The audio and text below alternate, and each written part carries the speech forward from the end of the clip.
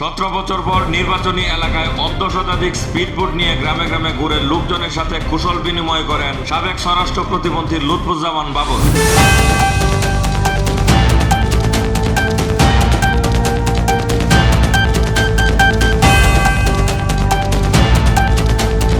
নেত্রকোনার হাওরের গ্রামে গ্রামে ঘুরছেন সাবেক স্বরাষ্ট্র প্রতিমন্ত্রী লুৎফুজ্জামান বাবর। টানা 3 দিন তার নির্বাচনী এলাকা নেত্রকোনা 4, মোহনগঞ্জ, মদন ও কালিয়াজুড়ি আসনের বিভিন্ন গ্রামগঞ্জে গিয়েছেন তিনি। এলাকার জনগণ তাদের প্রিয় নেতাকে 17 বছর পর কাছে পেয়ে হয়েছেন উচ্ছ্বসিত।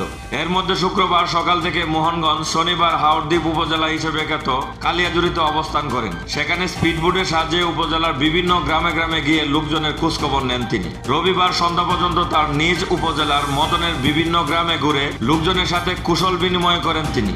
সাবেক স্বরাষ্ট্র প্রতিমন্ত্রী লুৎফুজ্জামান বাবর মদন উপজেলার পৌর সদরের বাড়িবেদারা গ্রামের বাসিন্দা। তিনি নেত্রকোনা 4 আসন থেকে 2 বার সংসদ নির্বাচিত হন। 2001 সালে 4 দলীয় জোট সরকারের আমলে তিনি স্বরাষ্ট্র প্রতিমন্ত্রী ছিলেন।